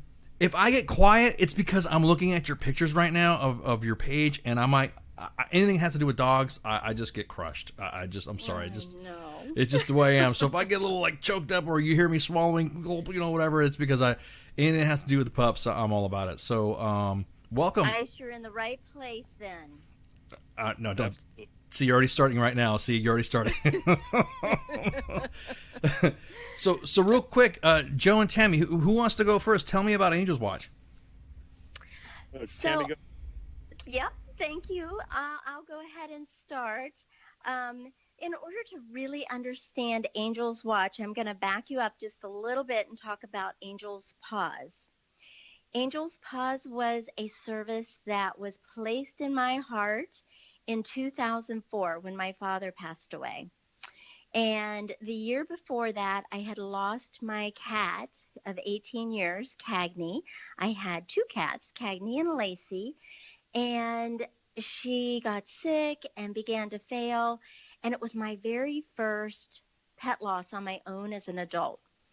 And it was devastating. It was really rough. But a year later, my father had bladder cancer, and we had human hospice. And it was amazing. He had pain management and symptom control at home. He didn't have to spend his time at the doctor's offices or in the hospital to get that. The family had education about what was going on with him, and we had emotional support. and it was utterly amazing. And I realized that the year before, when I lost my 18-year-old cat, I needed exactly that. So my dad died on April 4th, 2004. On April 5th, I got a sign, and I knew something was placed in my heart that I was supposed to start an animal hospice. And so I Googled it, because really I thought at first I was just supposed to volunteer in it. But when I Googled it, it did not come up. And my dad left me with entrepreneurial genes, so I knew I was supposed to invent it. And that's what I set about doing. It took me 6 years. Now, understand, I was a licensed human therapist. I was a marriage and family therapist in private practice for 15 years. I had moved on to be a business consultant, because companies are just larger dysfunctional families, and they needed the exact same skills that I had as a marriage counselor. And so that's what I had been doing with my life, and when this was all going on. But I knew that I was supposed to bring animal hospice into being. So I quit that consulting practice, and I went to work as a social worker in a hospice for humans. And while I was there, I saw the key role that the nurse plays in hospice. They're really the eyes and the ears for the doctor out in the home. So I knew if I was going to do this justice, I could do the emotional support for the families, but I needed to understand the disease process of the pets. So at the age of 50, I went back to school, and I became a registered vet tech. And then in 2010, I opened Angel's Paws in Cincinnati, Ohio. And at the time I opened this in 2010, we were the only service in the entire country that provided all of the things that we do under one roof. We have a mirror image of hospice, just like humans have, so that when a pet is terminally ill or just a super senior pet and having some difficulty, I can enroll them into our hospice, and we bring all the care to their home 24 hours a day. Most pet parents, when they're living with a sick or compromised pet, are worried about going to sleep, Right. because what if they get in trouble through the night? And I have to take them into an emergency room. We settle all of that. We go to the pet's home in the middle of the night if they're in trouble. So this is a really unique service. In addition to doing the True Pet Hospice, which we call the Pet Parent Peace of Mind program, we provide just in-home euthanasia for pets that haven't had our hospice service. They're just at need at that time. I purchased 2 crematories, and I have we actually do the aftercare. So when a pet enters our care, they never leave our care. And so the family, what do most pet parents worry about when their pets go off for cremation? Is this really my pet I'm getting back? So with our service, their pets never leave our care. So we give them that complete reassurance that they are going to be receiving their pet. Plus, they're going to be treated with complete dignity and respect the entire time that they're with us. We offer free pet loss support groups, because pet loss is a really disenfranchised grief. People either get it or they don't. Right. So I was so excited to hear from you, Ice, that you really get it, But unfortunately, there's a lot of people who are surrounded by loved ones who don't get it. And that is so sad. Well, I think what it is that the way society is nowadays, that hustle and bustle, and we kind of stop to realize that our pets, once they become part of our family, they become, I mean, for me, a dog. I'm sorry, I'm a dog guy. So a dog for me could mean something different for one of my children, and or other members of the family, and it could be one of those defining moments where you think, well, I wouldn't know what I would do if when my kids get older and I have my dog and I have my dog with me now that my kids are older and they moved out of the house. You know what I mean? Yeah. And so for something like that, how does, I mean, I don't, I mean, this, of course, this is talking about end of life. This is ingenious though. Thank you. I've never heard of a hospice for dogs. Is it dogs and cats or just dogs? Dogs and cats. Okay. Yes. So both pets. You have both sets of pets, and can you and I thank you that Pookie. I got a question that I was going to ask right there. A retired military working dog would be somebody who with somebody who has PTSD. I mean, would that be good for a retired dog that is like, if they can go? Because I know I have friends that go and visit and have they can't accommodate a working dog, but they would go to a facility like yours, I guess, and kind of like be there to foster. Would that kind of like, I don't know, it's hard to explain. Would you guys be open to something like that? Like if you guys have an older dog to kind of like help out, or this is just specifically private to the family? So this is, we try to make our services available to any older pet who has either a terminal illness or just literally, like I said, they don't even have to have a disease process going on. Gotcha.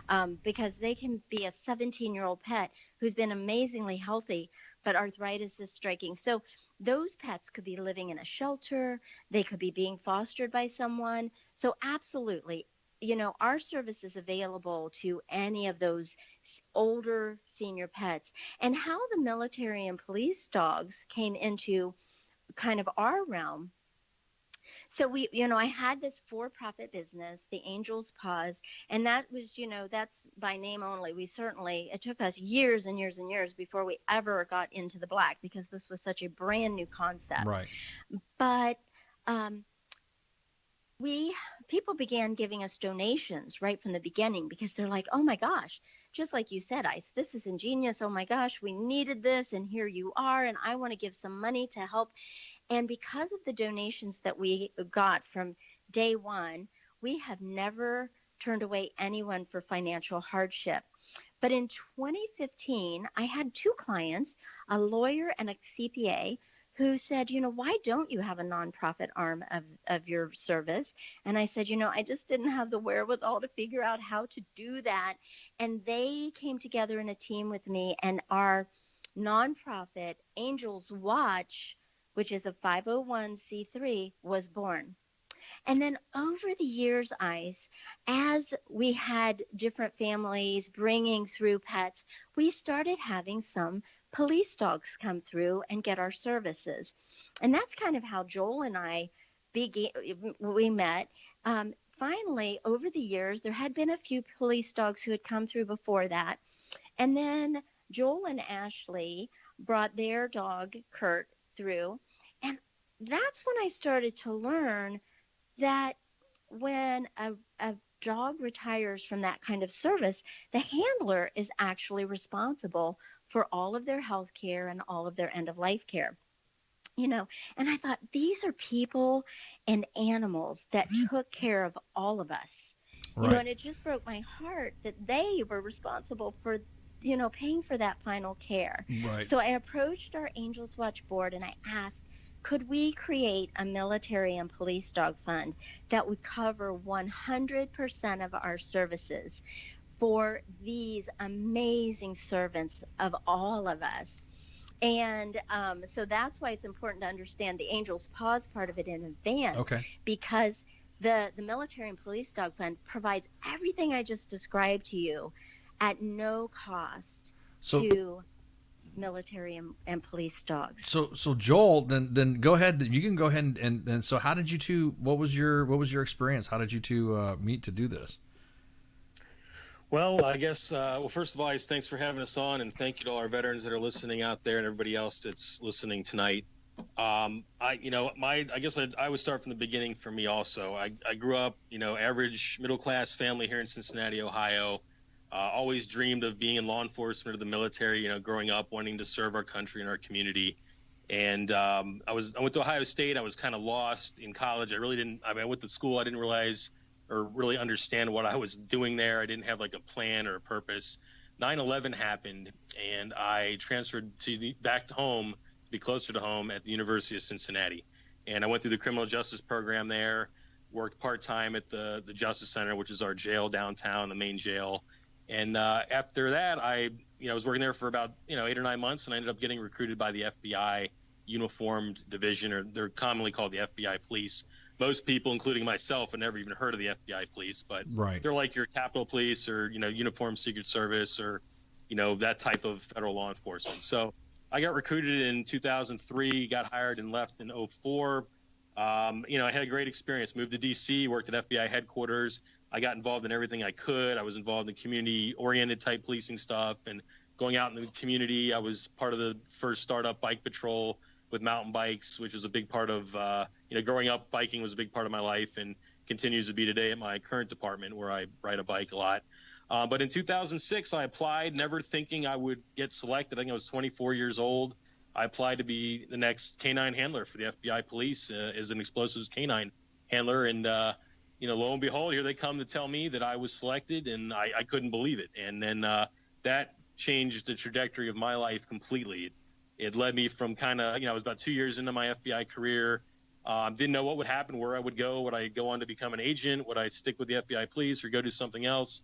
Or maybe move back, closer to home? But that changed my life. At the time, the FBI used ATF canines, which are trained in Front Royal, Virginia, at their facility there. And I went out there for training. And at first, I was useless. I didn't know what the hell I was doing.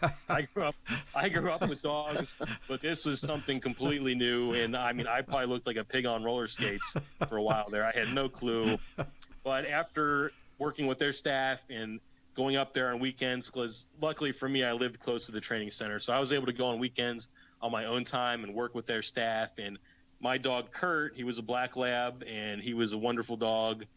He was originally trained to be a seeing eye dog, and he failed out of the seeing eye program, and the ATF picked him up, and they trained him into becoming an explosives dog. So we went on to have a great career together. We worked together for about, near about 8 years, 7.5 years or so. Ended up leaving the FBI for another agency that was part of the intel community. Ended up not really enjoying that transfer. That was a mistake on my part, miscalculation, to go to a different agency like that. It ended up being a disaster, honestly. It was a miserable place to work. Oh, I feel you, man. You guys in the DOD probably understand what I'm talking about. Totally. So, 100% totally understand. Yeah. Even out of the DOD. Oh, man. Yeah. So after 2.5 years of that, my wife and I decided to pack up. We sold our home, moved back to Cincinnati, and my dog retired. Kurt retired, and he ended up having a wonderful about 5-year retirement, I think. And, he just got to enjoy the rest of his life, and he got to swim and hang out and just be his own dog and not have to train anymore, because he was a food reward dog. So he trained every single day. Wow. And would have to find something, and then you would feed him. That's, food. You have food reward and ball reward. You military guys know what I'm talking about. Yep. ATF uses food reward. So once he retired and once Kurt left federal service, that was it. And my experiences were just with these two agencies that I worked for. I did not at that time understand how the military looks at their dogs. But from my perspective, just being now a regular person, the government, the military just treats dogs pretty much like they're just a piece of property, like a chair or a desk that people sign for. And then when it's done, their use is up and they're done. And then it becomes on, at least in the civilian law enforcement side of it, it's now up to the handler to adopt the dog and now pay for the dog's, food and health care throughout the rest of its life. And I know in the military, it's a lot different. I've talked to veterans. I actually met one about this time last year who was at our last event before COVID hit. Angels watched it, an event, and it was at this brewery, and people came. But I met a veteran. Now we got pictures up. We got pictures up about that event of the fundraiser with the Brink Brewing. Mm-hmm. We got the pictures up right now. So excellent. Yeah. So I met a veteran there. His name was Norb. And before the event started, he came up to me, and he served in Vietnam, and he had his hat and everything, and he was talking, and he gave me this article, and he was starting to tear up. He was starting to cry, and there's probably guys out there that are listening right now that understand that when he was in Vietnam, he was a canine handler, and he had to leave his dog on the field of battle when he came home. They left dogs there, and this had been going on throughout, our armies and military's history, where they left our dogs overseas, and they just left them there. They did not bring them back after they served, and it was devastating for some of these guys. So there's guys like him out there that I wanted to help, and there's federal and local guys that when their dogs retire or get sick, it's on them. And I just, as a former handler, as a current police officer here in Hamilton County, it's something that I wanted to do. And when Kurt got sick toward the end in late 2017, early 2018, Tammy and her staff at Angels Paws was there to help, and they saw it, with dignity and to the end. And a friend of mine, Jason Johnson at Project K9 Hero, it's another organization that supports retired police and military dogs. They got together and they helped take care of everything for Kurt and saw him off, and sent him over the Rainbow Bridge. And it was a tough day, but it was, gave us dignity and hope that we could help others down the road. And after that is when I got to talk to Tammy and Heather and everybody at Angels Watch and learn more about the idea for Angels Paws. And then the idea for the Angels Watch came up. And, I'm just a simple canine handler, police officer, and author. I'm not a business person. When she starts talking about business stuff, I have no idea what the hell is going on. So I just want to help any way I can. Some of the books I've written will be now sold to help these organizations and bring money in, and do whatever I can to be a kind of an ambassador for working dogs. And I still currently work with a dog today. I work for a company called K2 Solutions. It's a national company. We're all over the country, and we support major league sports organizations and schools and other installations around the country looking for, explosives and other contraband. So I'm still in the dog world. I don't work a dog for my police department currently, but I get to do it kind of more on the civilian side as a contractor that works with these, wonderful organizations around the country. But I'm thankful to Tammy and her staff, and I just help out any way that I can. Now, Joe, is it easy to foster a retired military working dog? I mean, when you were finding out that you were like you said, the dogs are just being treated as property, were you making an effort? Were you kind of saying, okay, well, look, I'm going to I'm going to foster one? Did you think about doing it yourself, or were you railroaded? Because I know I would have been trying if I'd found out there was a way. But I was just curious, had you tried it yourself? Yeah, that's a great question. From my understanding, I did not try to foster a former military dog, but I have talked to former military members and handlers and whatnot that have tried, and I understand, as I'm sure you guys are probably more well aware than I am. I served in the Coast Guard, so we're a little bit different. We fall under DHS, and our bureaucracy is just a little bit different than the bureaucracy of the DOD. But I can tell you this, and this is a big point: our politicians, federal bureaucrats aren't getting it done. They make it probably impossible for a handler to get their dog, or damn near close to impossible for a former handler to adopt their former working dog. And there's a lot of red tape. I don't know what or how it works, but it might benefit someone that wants to get their dog or try to get an adopted dog to contact their congressman's office, because these stooges in the bureaucracy, I mean, it's like talking to a wall, and they're just not getting it done. And, your guys probably listening out there probably, know more about it than I do, because I was a federal civilian employee. I didn't really deal with the military at that time as much as far as canine stuff. And I still really don't, although I work with a lot of former military handlers. And military handlers are different in that their dogs, they might work with them for one tour, and then that dog is given to another handler as that former handler ships back in country. So they're not like a federal handler like I was, where my dog was assigned to me from the beginning. I certified with that dog, and that dog now works for an 8 or 9 year period just with me. The military dogs are cycled, throughout different handlers throughout their life and career. And then maybe if they're lucky, somebody somewhere will get to adopt them. But I'm sure there's, some red tape to deal with it. I don't even know what the office would be, at the Pentagon that you'd have to go through. But, if it comes down to it, do what I would do. Go straight to these stooges and go to your congressman or your senator and say, this needs to be fixed. Let's do it and get it taken care of. But you know how they feel. Yeah, exactly. And I'm sure, actually, it's almost a reasonable person and common sense would tell you that a dog going through different handlers as opposed to just having one all the way through has got to be stressful for the dog too, right? Oh, I would think so. Yeah. I mean, I never worked a military dog. Like I said, my current dog who I work with, she was handled by somebody else, but I've now been with her for 3.5 years now. So there's a bond there, and you build that bond. And that's when I talk to these veterans that served in Vietnam you know, they had a bond with these animals that saved. I mean, the one dog with this guy Norb that I met saved his life. You know, I mean, it saved probably several lives in his platoon, and then they just abandoned him. You know, they left them out there. So I don't think it's to that point now where we're abandoning our dogs. I mean, it's outrageous if that was the case. I don't think it happens today. But yeah, I mean, if you know, in my opinion, the bond is unbreakable. You work with a dog, that becomes your partner. It becomes, I mean, it's almost more than a child. I worked with my canine, Kurt. I spent more time with that animal than I did with my own wife, who I love, by the way. But, you know, it's like, he never talked back. He never talked about throw pillows. Like, what kind of throw pillow did we get? He didn't care. All he wanted to do was come home, sit down with me, Joel, dude, stop. And watch the ball game. Yeah, that's all we wanted to do. So he was great. But, you know, yeah, the bond is unbreakable. And any police officer, any military member, you know, when they have to say goodbye, I've talked to these guys that were Marines or Army handlers. When they have to say goodbye to their dog and come back in country or go to a different, you know, unit or whatever they're going to do, it's hard. It's harder on them. It's got to be hard on the dog, because the dog's like, I've been with this guy for 2 years. Now I'm with somebody else. In my case, I haven't had to really go through that, but it's, Right. yeah, it's absolutely got to be difficult. I couldn't even imagine. Now, most of it, Tammy, how did you were going through all these processes and stuff like that. Did anybody kind of look at you?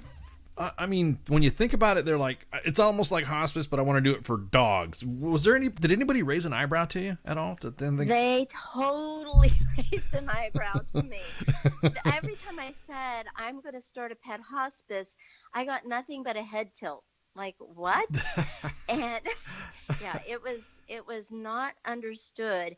And then once it was understood, it was like, of course, what a void we've had in the veterinary world all this time. You know, 78 to 80% of humans have reported that they would prefer to die at home rather than in an institution, in a hospital. And I submit to you, while we can't do a formal poll the way we do for humans with animals, that statistic has to be so much higher for animals, because they're afraid to go to a vet's office. There's lots of smells and other noises there that are so scary to them that is not a peaceful death for them. So for them to be able to stay at home and cross over to the Rainbow Bridge right from their living room floor, surrounded by the people who love them. Joel was talking about the bond with the family, and I want to echo that, because I agree. You know, you think about the pets who go get recycled through shelters. A family will adopt them. They think that they want them, and then they get them home, and either there's an allergy with, you know, another family member, so back they go, or you know, then they have a baby, and so there's no time for the dog, so back they go. But the animals are unconditional lovers. They have already created a bond with that person and that family. So for them to have to get reintroduced and begin having that new relationship is very stressful for them. They're amazing unconditional lovers, though, and they do it. It's incredible how they do it. You know, the other thing about Joel talking about a spouse, and, you know, there's the old joke about I was trying to save him, Tammy, but he just kept going. Especially when he was talking about throw pillows. I had to stop him. I know. Well, let me just throw this out there. I would rather send my kids back to the hospital than get rid of my dogs. Can I turn them in, the dog? You know. Joel's gonna have a rough night. He is. I want you to know that. Yeah. I tell them all the time. This is recorded. This is recorded, Joel. She's an awesome woman. She really is. She's learned how to put up with that Joel anyway. But you know, there is that old joke about you put your dog and your wife in the trunk of the car and you drive them around the block, and when you get back and you open the trunk, one of them is happy to see it anyway. So I think Joel might arrest somebody if that were the case. Would you? I think if somebody was driving around and I think, hey, I heard you on WTF Nation Radio, and I put my wife and my dog in the trunk. I think, way to go, Joel. There you go. See, now you're trying to influence. House already at night, so it's all good. It's all good. So now the city. Now, the city had to have looked at this as well when they said the same thing. How did other groups think about this too? Was it because you have the ASPCA, you have PETA, you have all those groups right there? What were they? Did you get any interest from them, like thinking that like it was, yep, that's a good idea? What was the city manager saying? Because I know some dog pounds and I don't want to say it's a competition for resources, but what was there? Did you get any feedback from any of those groups, those types of groups, Tammy? Well, let me tell you, we've been around now for 11 years. We've helped about 15,000 pets in the Cincinnati area at this point. But we are still the best kept secret in Cincinnati. So we really haven't gotten the spotlight from any of those groups that you're talking about to have a feeling about us really one way or the other. It's such a pioneering field that just didn't exist a few years ago. And we are one of very, very few organizations that are doing anything like this. I am currently the president of the International Association for Animal Hospice and Palliative Care, which is a global organization. We have about 1,400 members right now in 8 countries. And so I really have my finger on the pulse of this industry. And it is a very, very tiny, tiny industry at this point. There's just a few of us pioneering, paving the way and creating careers for other veterinary professionals to follow suit and do these things in the home, and for mental health professionals to join the interdisciplinary team in order to, round out the team. Because what's different about hospice is that the entire family is labeled as the patient. And that's what happens in human hospice. So we do the same thing with our mirror image, which is True Pet Hospice. The entire family is the patient. But in the animal world, the human is human and the animal is animal, which means that the professionals that take care of them are licensed differently. So we need to have veterinarians and registered vet techs on our team, but we also need to have mental health professionals who can help the human, because, when you're losing a pet, you probably have something else going on in your life at the same time. Some people are unfortunate enough to be going through a pandemic when they're losing a pet. Some people have just lost a job. Some people are dealing with a terminal disease of their own. There are people who are addicted. There are people who have other mental health diagnoses, and they're losing a pet at the same time.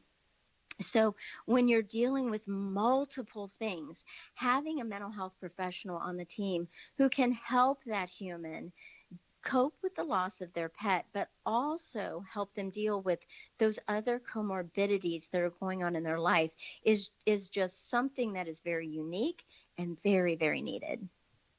I was about to ask you that your background probably assists in screening some of the staff. You're right. It's almost like you wait for the other shoe to drop, and you know what I mean. It's almost. I mean, not to sound morbid, but it's almost like a country song. You know what I mean? You have so many events happening in your life, and then my dog died. You know what I mean? So I mean, I could totally see that. Do you find it that is it mirrored just exactly like human hospice though, where there are grief counselors? I guess you would say. Is it the same way? So Angel's Paws in Cincinnati is mirrored identical to human hospice. We have grief counseling. We have I personally do one-on-one grief counseling for families who are really struggling with some of that complicated grief. Sometimes a pet is the last living link to a deceased family member, for example. Sometimes the pet is someone who this person served with and took care of an entire community. We had one of our police dogs, or in our military police dog fund recipients, was a dog that was actually an actively working dog. He was certified arson detection dog. And what was going on, he was just aging. He loved to work, but his arthritis was really making it difficult for him to get in and out of the car. And so his amazing handler and partner enrolled him in our hospice program, and we were able to provide palliative care, pain management to this dog, this amazing dog, who was able then to continue working for 6 more months before he needed to retire. So it is truly a mirror image of human hospice in that we provide this palliative care that helps that pet continue to live until it's time for them to die. We don't want them to, suffer, and then die. Right. We want them to really live until it's their time. Oh man, I could just the. How does it affect? I mean, surely it's got an effect on you too. I mean, I'd want to adopt all the dogs. You know what I mean? I wouldn't know what to do if I had this. I couldn't work for you, Tammy. Sorry. That'd be maybe day one, but that'd be that after my first day there and the first dog is retired. I'd probably take up smoking or something. In all sincerity, we enter families. It really restores your faith in humanity. We go into the most amazing homes where these animals are truly full-fledged family members. These are not dogs who are chained to a dog house out in the backyard. These are dogs and cats that are sleeping right around the head of that parent and taking up half the bed and kicking them out. And, these are truly loved and beloved family members. So when we go in, those families are sad. They are so sad. However, my entire team of angels, and I have a staff right now of 15 amazing angels who do this work. But we know that this is the greatest gift that we are able to give a pet parent, to allow their beloved to be at home and to not have to go to that scary place to say goodbye. So it is the most meaningful, authentic work that any of us have ever done. Mark Twain has this quote that isn't my quote, which is the 2 most important days of your life are the day you were born and the day you find out why. Yeah. And for me, when I found out that I was supposed to bring animal hospice and pet hospice and palliative care into the world, I knew why I was put on this earth. And no one can take that away from me. It is the most amazing, incredible thing. I boo-hoo a lot. But, that is not bad. And I want everybody listening out there because, they don't call it man's best friend for nothing. I see a lot of times there's a little leakage coming out of those eyes, and we encourage that because your body is manufacturing toxins with the stress that you're under when you're about to lose a pet. And tears are the most healthy and natural way to get those toxins, those pollutants out of your body. So society really has it wrong. It's like stiff upper lip and, it was just a dog. Get over it. Gosh, that was so last week. What are you still doing? Yep. And no. Really allowing the floodgates to go and eliminating the pollutants. Exercising to the point of sweating is also an incredible way to manage grief because you're getting the toxins out of your body that way. Personally, I'm a girl. I would just prefer to cry, but exercise to the point of sweating also works. Joel, you kind of channeled it in a different way. You wrote some books, right? You got some books out. You got a little character out there now. Can you tell us about? Because now you're an accomplished author and a law enforcement officer. A whopping 5,000 copies sold. No, I'm just kidding. It was, when I was with the FBI has graded a lot of things, and I'm very thankful and proud that I got to serve for that organization. I accomplished a life's goal when I was the age of 23. I got to do it, and I was there for 7 years, and I had a great career. But one of the things I noticed when I was there was that they kind of don't do a very good job of community outreach, public outreach. And once I got my dog, Kurt, and I worked right on Pennsylvania Avenue at 10th and Penn, right there, right 5 blocks from the White House, 10 blocks from the Capitol. And I meet people from all over the world. And I did that for many years. And one day my wife came home with a book. It was written about her, where she grew up at Virginia Tech down in Blacksburg, Virginia. And I was looking at the book and I said, you know what? I could write a book about my dog and talk about the work that he does and the work that all other dogs can do, that are capable of. So I approached the Bureau and I went through another bureaucratic nightmare to run just simple, write a children's book. They wanted to make sure I wasn't giving away any state secrets or anything. So I went through this process, got it accomplished, and within about a year, I, wrote and produced The Adventures of Hoover, the FBI dog. Hoover Travels the World. And it's just a silly little book that initially was sold at the FBI gift shop and then later at the National Law Enforcement Officers Memorial Fund gift shop in D.C. And then it was available online. I did it for fun, though. I did it to kind of tell the story of what these dogs can do. And it's a great way to, show people and families and kids that, police dogs aren't bad. They're not going to bite you. They're not going to attack you for no reason. And it talks about all the other different types of things that they can do.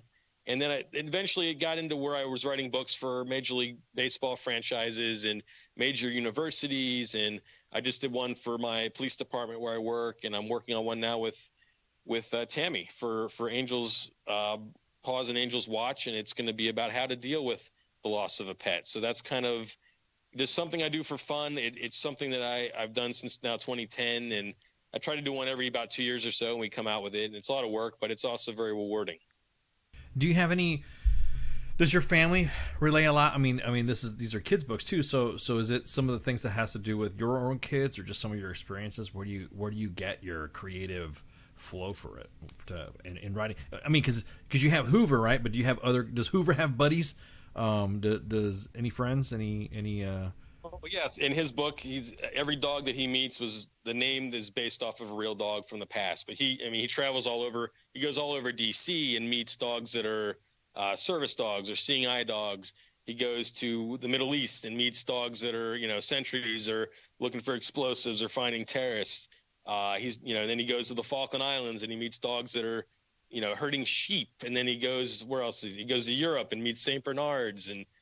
Dogs are in the snow. He goes to Alaska and learns about the Iditarod. And each dog in there is kind of based off of, or not necessarily based off a real dog, but they're all based on real dogs that my dog Kurt either worked with or people that we would meet. I got to meet great friends simply being a canine handler at FBI headquarters. People would run, through DC, and I would stop and meet people. And these were big time people that worked at the Pentagon or whatever, and they would stop and talk. And I got to know these people and would hang out with them, after hours and hang out and got to know some of these people very well. And it's amazing what dogs can do, how they can break the ice. And we had people come from all over the world. They would come see FBI headquarters and they'd look at this building and say, damn, that is one of the ugliest damn buildings I've ever seen in my life. And then I would be out there on the sidewalk and I'd say, hey, you guys, where are you guys from? And they'd say, we're from Europe or we're from Australia or we're from, South Africa. And I'd say, hey, well, come on over and meet one of our bomb dogs. And I'd bring Kurt out and he'd just roll on his back and they get to pet him. And it was just a great opportunity, a great way to, show that law enforcement people like myself and our dogs were good people. We're there to protect and serve.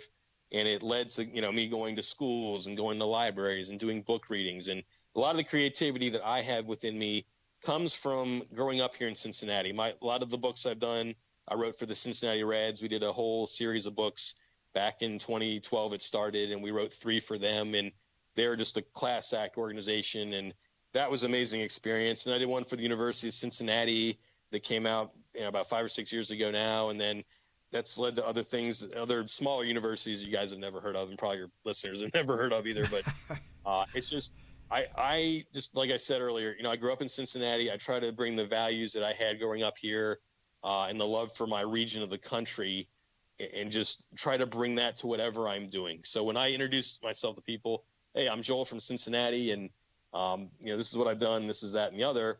And, it's important to me. And it's, the books are just a fun way for me to express my love for my city or whatever topic that I'm talking about that I care very deeply about. In this case, my first book about dogs. Dogs have been such an important part of my life now that I never would have imagined that a dog would determine, what direction in life I go and really where I'm at today. That's really thanks to Kurt and the work that we did and the folks at ATF and the folks at the FBI that gave me the opportunity, and then his career until the end. And yeah, it was hard, to put him down and to have him go over the Rainbow Bridge. I still remember like it was yesterday, and it was 3 years ago. But everything that I've done with the books to try to bring hope and excitement to the people that read them, and hopefully your listeners tonight will maybe pick up a copy and see. We're going to have a new copy, a new edition out pretty soon, and all the money will go to Angels Watch and Project Canine Hero. I don't make any money from my books. My books were done for fun. Every organization I've written them for, they get whatever profit there is. The initial book that I did for the FBI, I really did it for two reasons. One, to tell the story of the dogs and to make them look in a positive light. And two, was just to see if I could beat the bureaucracy and accomplish something, because they would say, oh, this low-life FBI police officer was able to write this kid's book. It's unheard of. Nobody's ever done it. But I pulled it off, and it's led to other things, and it's just a fun thing, and it's a fun hobby of mine. It's a lot of stress and a lot of work, but in the end, when the books come out, and I have fans of the Reds come up to me still or email me every now and then saying, hey, my kids read your book. It's been 8 years. That's still their favorite book. And I mean, that makes me feel good. And it makes me feel like I'm contributing not to something with the books, but something in my career with, keeping people safe and trying to be a good role model for law enforcement, for the younger kids. Because, I mean, you look at all the problems we have now in this country and what's been going on in the last year or so, and it's just, it's an abomination. It's a disgrace. Yeah. And it's getting these officers out there every day putting their life on the line to get treated like they do by the media and some people in the government. It's just terrible. Right. I mean, you've said there's some things that yes need to be called out, but to blanket all law enforcement is just wrong. It just not. And I think that I think I can't even predict. Nobody can predict how long this is going to continue, because I'll be honest with you, this is kind of like new. This has been, I wouldn't say kind of new, but it's been I guess bubbling for a long time. And it's one of those things that you can kind of break away to let loose the stress on there. It's probably does it relieve some stress when you write, when you use Hoover as the what kind of dogs? I got a question here. What kind of dog is Hoover? He's a black lab, just like my dog Kurt. Okay. But let's see. He gets his assignment from the director of the FBI, who I will not name. Gotcha. Sure you know where I'm coming from. Yep. He meets a golden retriever. He meets a Belgian Mal. He meets a yellow lab. Then he goes and meets dogs that are therapy dogs and comfort dogs at a hospital. So he meets a Great Dane, a couple of poodles. He meets a bloodhound that's doing tracking. Then he goes to the Swiss Alps, meets the Saint Bernard. Then he heads over to the Middle East, meets a German Shepherd. Several dogs in the Falkland Islands he meets that were herding sheep, and then he does the Iditarod where he meets the Huskies and the Malamutes, and then he comes back to home and he meets one of the Beagle Brigades, one that look for food and illegal food and stuff coming in from our airports. Then he comes back to the 7th floor of the Hoover building to those wonderful folks and meets them again and tells them what he did. And then his last dog is his little brother. It's a Hungarian Vizsla, based on my former dog Clifford, who was unfortunately Clifford had lymphoma and he passed away at about 5 years old. But like Tammy was saying, he was put down on the floor of a veterinarian's office. And I was like, I remember when that happened, I said, this is outrageous. Like, why are we doing this? This is a terrible place to do this. I realize a lot of people do it that way. But when Kurt, thank God for Angel's Paws, because they came to my house and they did it on his couch right in front of the fireplace and with dignity, and he was wrapped in the flag and taken out. And I mean, that's the way for me that a working dog should go. And I'll never forget that. And I'm thankful for Tammy and Project Canine Hero and everybody that supported me during that time. Well, let us know if you have any more copies of Hoover. We have no problem. We don't mind saying, hey, come buy copies, or just send the links to Amy on so that way we can see what he looks like. I'm a bad host. Sorry, I didn't look at I couldn't find the book. That's okay. It's been out of print. And like I said, initially it was just for FBI employees. Once I left the bureau, then I could sell it and do kind of more things with it. It was never like officially sponsored by the bureau. So it was written by me. It's now every copy that's made, from here on out will be for Angels Watch and Project K9 Hero, and they'll be sold on their website. So when the time comes, the new edition is in production right now. They're working on it as we speak. So it'll be out soon, and we'll have, I'm sure Tammy will have links for it.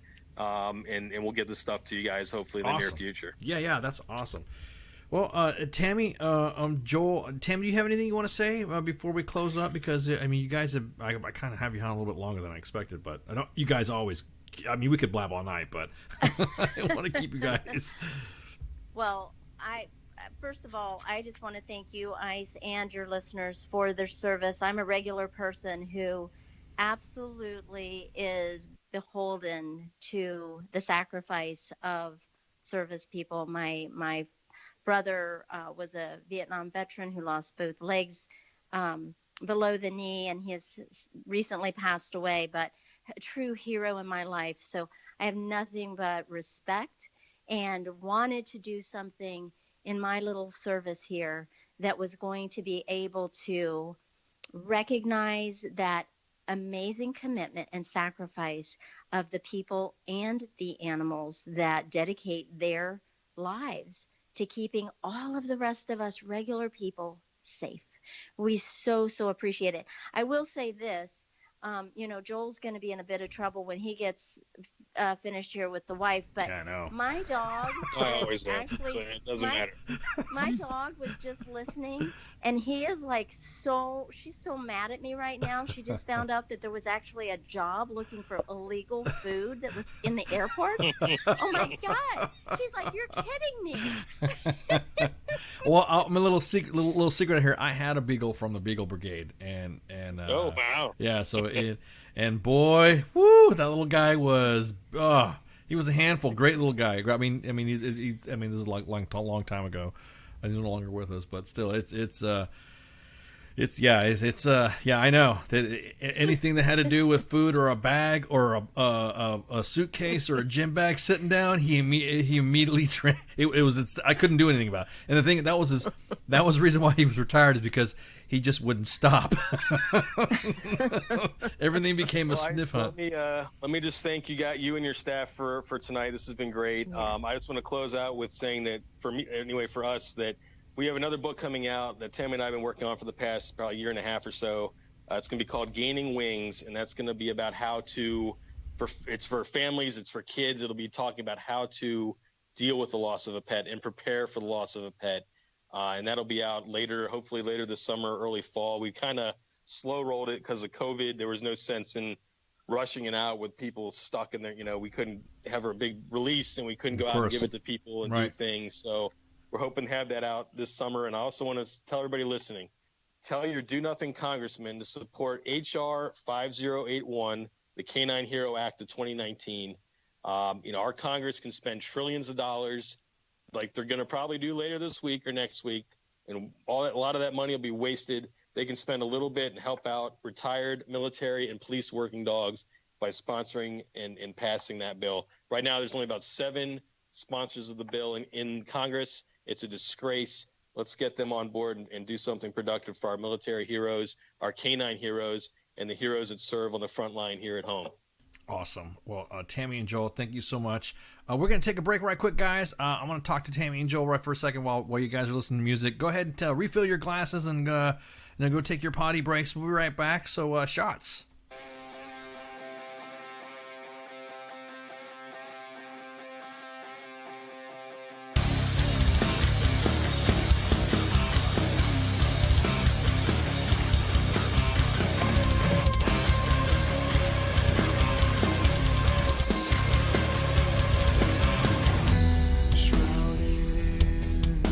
Sanctuary I provide.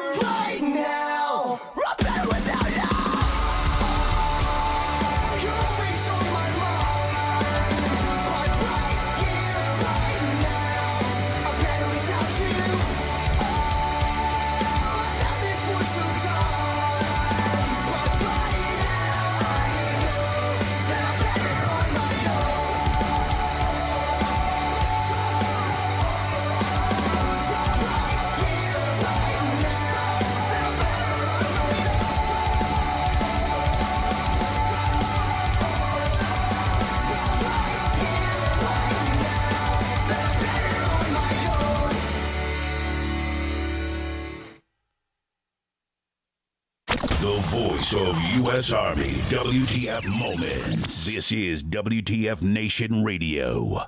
Everything stated on WTF Nation Radio is to be considered the opinion of the person that stated it, and not an official representation of WTF Nation Radio or U.S. Army WTF Moments. Price does not include tax, title, or license. Some assembly required. Each item sold separately. Batteries not included. Objects in mirror are closer than they appear. If conditions persist, contact a physician. Individual results may vary. Keep out of the reach of children. Avoid prolonged exposure to direct sunlight. Keep in a cool, dark place. And please enjoy the show. Shots. And we're back with the last portion of the Monday edition on this 29 March 2021. Oh man, that was a fun interview. That was some good stuff. That I can't wait to hear about Hoover the Dog, a new children's book coming out. You know what? When I think about, go ahead. Go ahead. I was going to say they're an amazing organization. Right. They helped send my Cletus across. Oh, stop! Don't! Why did you even bring that up? I'm still. However, it was. Definitely, it's much better. I highly recommend if doing it this way versus the other way. They were caring. They literally took care of everything. You know, I kind of think that the whole aspect of having that type of, I will say that's ingenious, man. I had never thought of something like that for pets because, you know, when I was a kid and we lost pets, we buried them in the ranch. You know what I mean? They would die or whatever, and they would, they didn't have any pain meds. And it just sounds so, I don't know. It just sounds so. To have a hospice for a dog or a cat, I just think that's just one of those things to where you're God, man, this is kind of like you said, sending. One of the things I had in mind was like. I mean, Cletus, he was a German Shepherd, and I'm getting old. My back's messed up. I'm like, how am I going to get him in and out of the van? Right. Exactly. So, I mean, just little things like that. You think it's little right now, but it becomes a big deal later, if that makes any sense, having to care for it, especially because Cletus was a monster. Cletus is actually named for, he's actually the mascot, and we're going to have our graphics guy. He is going to be the mascot for William Wallace's 3 Cletus beer. And that way we'll be able to finally get that t-shirt done, because we were thinking about what type of beverage symbol, and we figured, since William Wallace came up with it, Cletus is obviously 3 Cletus, and now we finally have Cletus the dog. Will be the mascot. So he would be like, what would we say it was going to be? It was going to be like a heavy. It was going to be like a stout or an IPA or whatever. I can't remember what we talked about. I could see him. I could see Cletus drinking that. Yeah, like an IPA or something, like licking out of his bowl or something like that. Just pouring an IPA in his bowl and rest in peace, Cletus. Steinerbach. yeah, exactly. Or Tecate. Maybe we have Tecate. Sorry, I'm sold to the Tecate stuff. But I'm just kind of like. I don't know. I just think that for end of life for dogs, it's kind of hard, especially when you have kids and they've gotten they got latched to the dog too, and then as adults you get kind of latched to dog too. So it's kind of like, oh man. But yeah, again, great ingenious idea. I would not have thought about doing something like this, and this is just I'm glad. So once we get an update on Hoover's new book, and of course we'll probably post some updates from that charity. That's so awesome. So again, it's called Angel's Watch. We got them linked, the links in the Facebook pages, so you can check them out. Tomorrow. I know you're hyped about this. Like, I think everyone else is hyped about this. I'm just like, it's a video game. I'm not a video gamer. So. Tomorrow. Okay, so tomorrow, everybody knows that CQ's up on the latest news. Hotness. And here's my thing. Is that I'm so excited for CQ. He's getting this baller, awesome ass. He's got some of these guests that are coming up that's this wicked. If you guys don't know the video game that's come out, it's called 6 Days.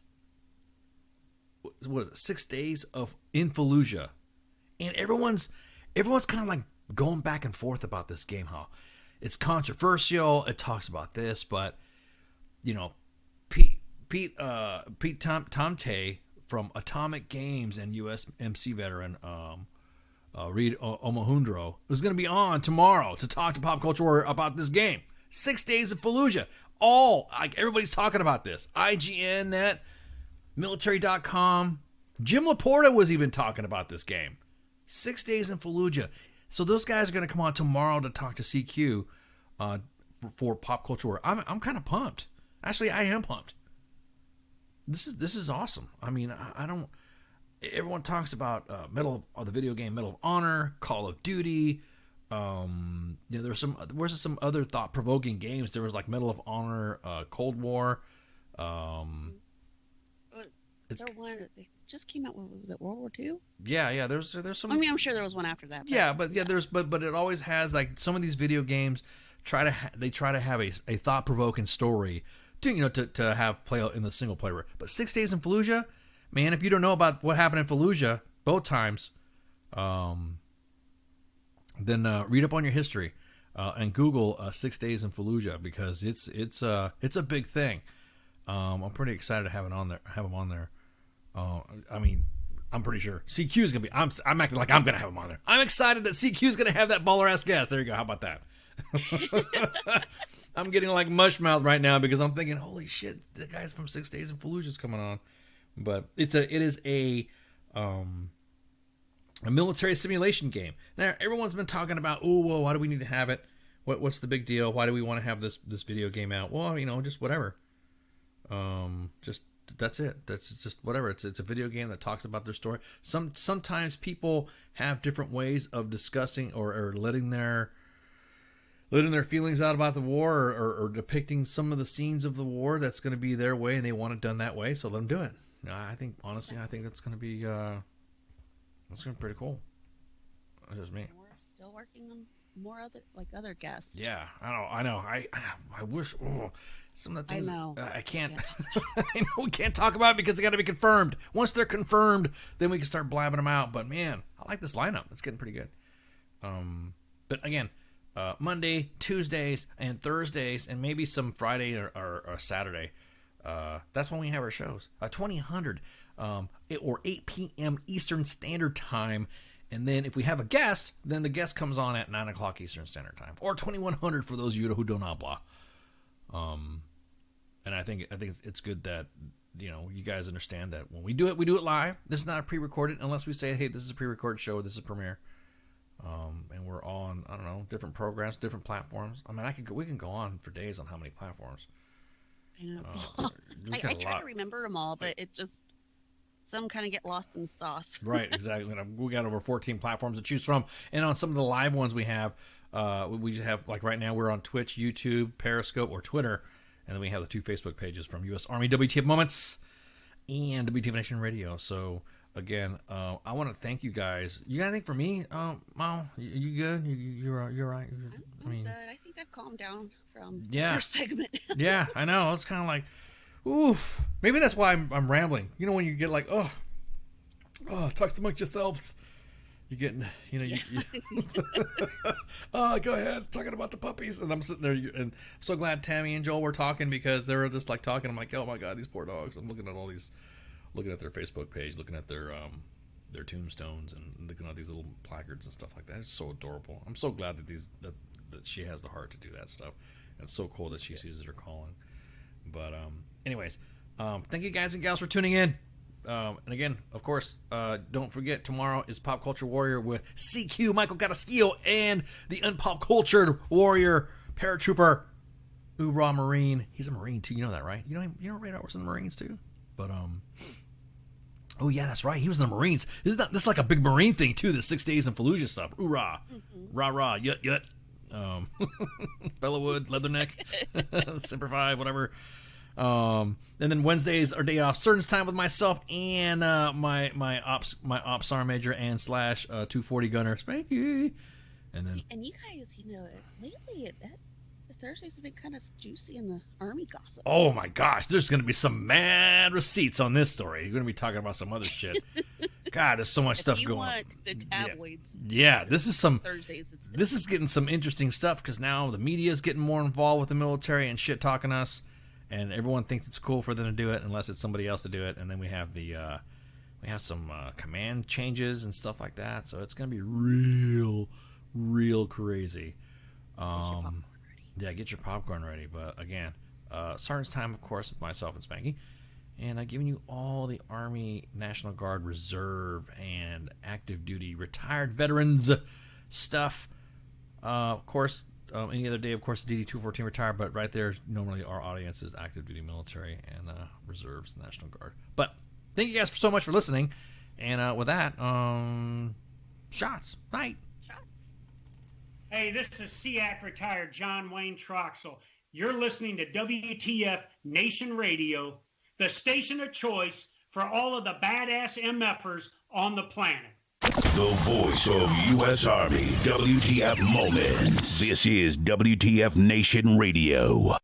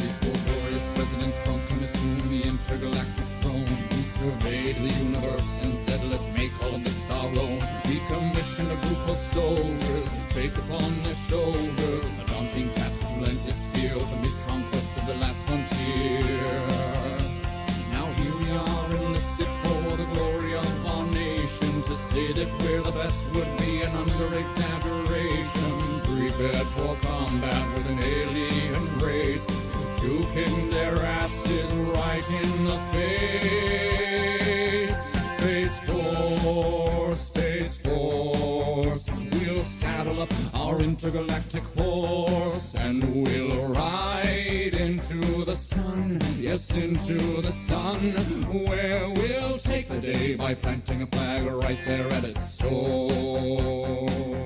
Space Force.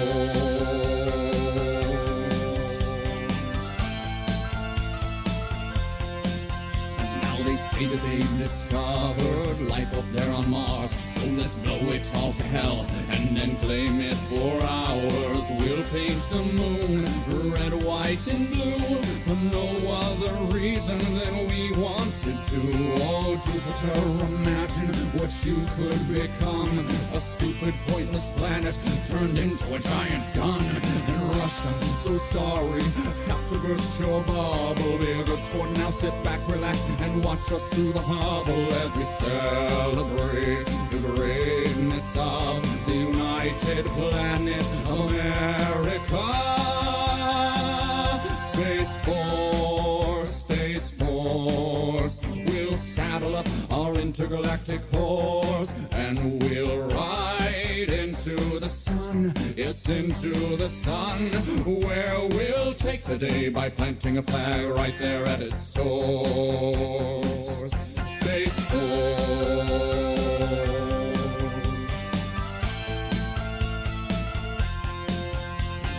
We'll go to infinity and beyond, beyond. You'll hear our manly voices singing Space Force strong. Though critics say sound doesn't travel in space, to which we reply sound will do as we say. Oh, Captain Kirk, your achievements, though notable and fine, as far as we're concerned, this is Deep Space Mine. And big fans, but Lord Vader, step away from the lightsaber. There can only be one, of course. Space Force.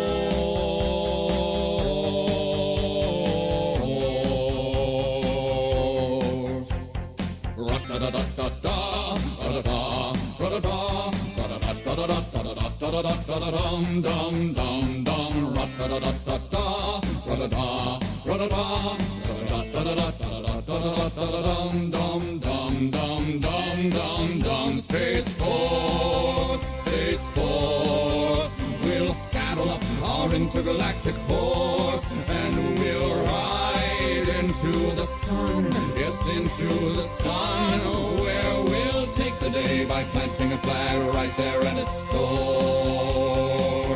Space Force.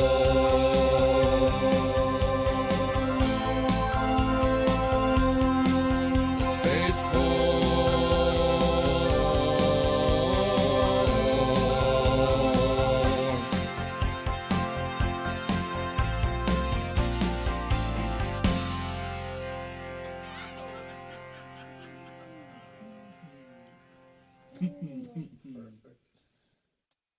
Everything stated on WTF Nation Radio is to be considered the opinion of the person that stated it, and not an official representation of WTF Nation Radio or U.S. Army WTF Moments. Price does not include tax, title, or license. Some assembly required. Each item sold separately. Batteries not included. Objects in mirror are closer than they appear. If conditions persist, contact a physician. Individual results may vary. Keep out of the reach of children. Avoid prolonged exposure to direct sunlight. Keep in a cool, dark place. And please enjoy the show. Shots.